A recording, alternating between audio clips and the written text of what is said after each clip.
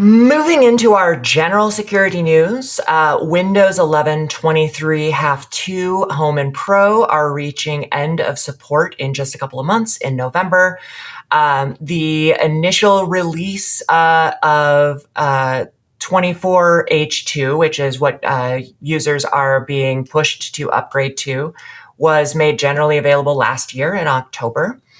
There's a couple of notes here. There are some compatibility holds related to Sential technology, some integrated cameras, Intel Smart Sound technology for audio drivers, some wallpaper customization. So there are exceptions here where a upgrade would not be advised yet. Also, if you are on a enterprise or educational edition, there is going to be basically one additional year of support. I included this one, and there's some links to like a compatibility guide and some relevant guidance for deploying. And the reason that I pulled this one is that I thought that it was interesting that we're seeing kind of a shorter cycle between initial release and ending support. This is a version change and not a OS version change. So it's an in-version, not OS version change, I guess.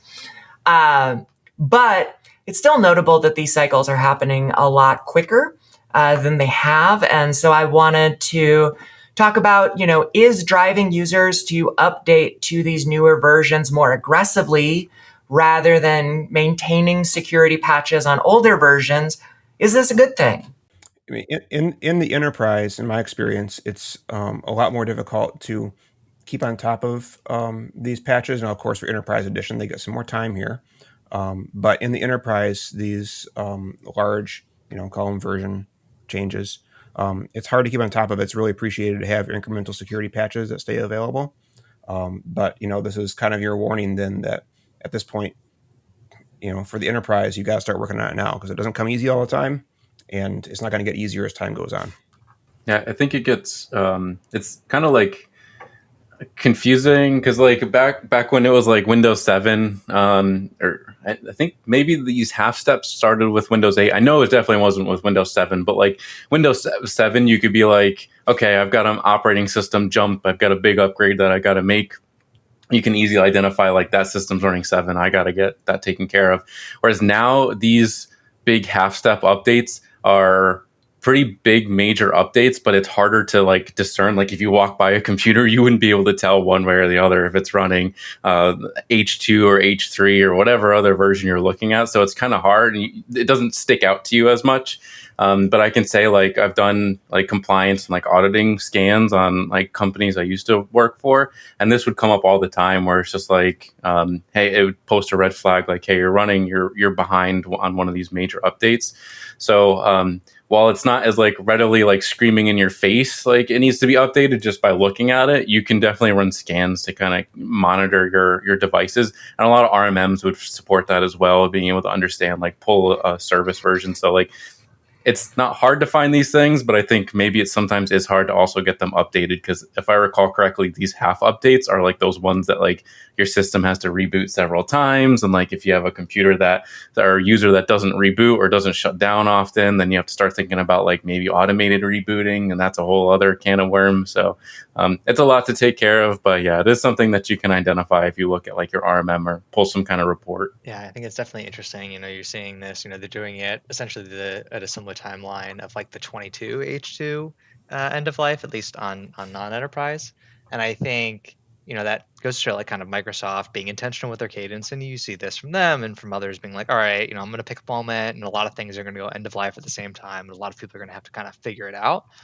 And I think, that's one of the complications. And, I kind of get that from the Microsoft standpoint. But to your point, Jake, it is harder and harder to notice the difference as a user. So like this becomes really about the security to a large extent. I think of all the differences of even on Apple where like every year, you get an update and that update is a new animal and a new animal name. And that's just the cadence. But the reality is as a user, you may or may not notice the difference. And I was just like taking a brief look of like, what's the core difference between 23H2 and 24H2? And I have a personal Windows machine. That's what I use in my spare time. And I doubt I noticed. A lot of it's performance, a lot of it's security, which is obviously kind of the point in part of this.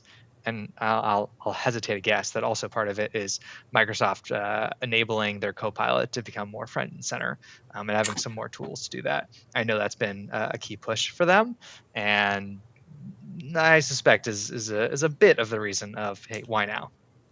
That's the piece that I noticed, and I won't presume to guess what the motivations were within Microsoft, but I think that it is not necessarily a bad thing to strongly encourage updating as a practice and incentivizing that in the ways that we can, with the goal being keeping people patched and up to date and not falling behind or missing critical patches like we're talking about.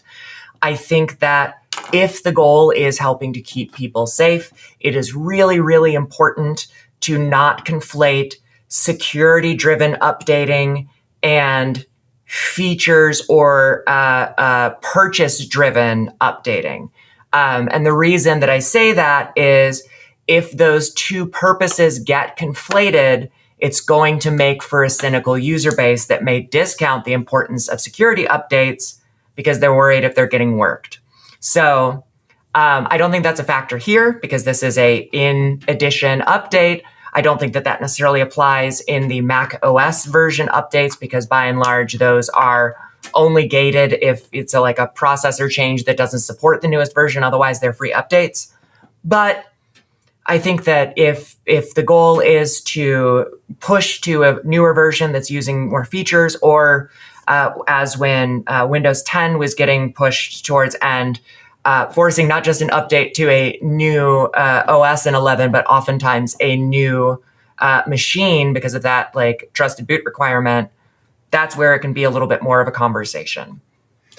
Yeah, and I think Michael's comment about having like a personal Windows machine and like updates there just jogged my memory of like I think I've got some. I think we've all got a Windows machine floating around somewhere, and like obviously like regular updates go through fine. I can't tell you how many times I've hopped on my computer and it said like, hey, we're waiting on a big update, and for whatever reason it's stuck. Like you don't have enough space. It failed the last time. Like it seems like those, because they're major updates, I don't know if there's bigger problems with them, but like it seems like those are the most unreliable to actually get running and installing automatically. So that's why you wind up with all these machines that process regular updates, day-to-day updates, or Patch Tuesday updates just fine, and then they get to these and they just die on them, and then it requires someone from IT to look at it, and it's like that's why maybe me like saying polling reports might be a good idea, because you might not know how many machines on in your fleet who are set to auto update maybe got stuck on one of those major updates.